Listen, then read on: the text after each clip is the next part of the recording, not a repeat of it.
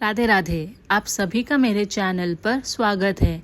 आज की कहानी है कैसे बनी शूर्पणखा श्री कृष्ण की पत्नी। रामायण का पात्र शूर्पणखा एक राक्षसी और लंका राज रावण की बहन थी, लेकिन एक कथा के अनुसार द्वापर युग में उसे विष्णु रूप राम के ही दूसरे अवतार कृष्ण की पत्नी बनने का सौभाग्य प्राप्त हुआ। आखिर ऐसा कैसे हुआ? कैसे एक राक्षसी भगवान को पा सकती है? रामायण में वर्णित कथा के अनुसार शूर्पणखा ही रामायण युद्ध की सूत्रधार थी। 14 वर्षों का वनवास काटने के दौरान लक्ष्मण को देखकर उनके रूप पर मोहित होकर उन्हें पाने की इच्छा से प्रणय निवेदन करने पर लक्ष्मण द्वारा अपमानित होने पर शूर्पणखा ने ये बात लंकापति रावण को बताई। उसी के पश्चात रावण ने सीता के अपहरण की योजना बनाई थी।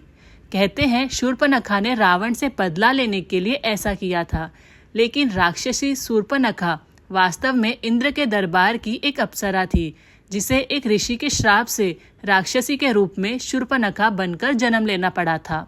कथाओं के अनुसार शूर्पणखा के रूप में जन्म लेने से पूर्व वह इंद्र के दरबार में नयनतारा नाम की एक अप्सरा थी। एक बार नृत्य करते हुए जब वह आंखों की भंगिमा दे रही थी, तभी इंद्र उस पर मोहित हो गए और उसे अपनी प्रेयसी बना लिया। इंद्र को पता था कि नयनतारा की आंखों के आकर्षण से कोई नहीं बच सकता। इससे समझते हुए इंद्र ने एक बार ऋषि वज्रा की तपस्या भंग करने के लिए नयनतारा को धरती पर भेजा। ऋषि की तपस्या तो भंग हो गई, लेकिन उन्होंने क्रोध में आकर उसे राक्षसी बन जाने का श्राप दे दिया। इससे भयभीत नयनतारा ने ऋषि से उससे मुक्ति के उपाय भी पूछे। तभी ऋषि ने उसे बताया कि सतयुग में राम से मिलने के बाद ही उसे इस श्राप से मुक्ति मिलेगी, जब वह भगवान की मदद करेगी। इसीलिए राक्षसी रूप में जन्मी नयनतारा अर्थात शूर्पणखा ने युद्ध के लिए रावण को उकसाकर भगवान द्वारा उसका नाश कराया।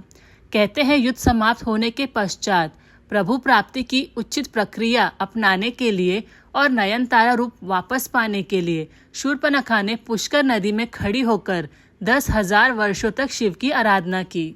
10,000 वर्ष बाद भगवान शिव ने शूर्पणखा को दर्शन दिए और वर प्रदान किया। वर के अनुसार 28वें द्वापर युग में जब श्री राम ने कृष्ण अवतार लिया, तब उन्होंने कुब्जा के रूप में शूर्पणखा से विवाह किया और उसके कुबड़ को भी ठीक किया। श्री कृष्ण की कृपा से शूर्पणखा को उसका नयनतारा का मनमोहक रूप भी मिल गया।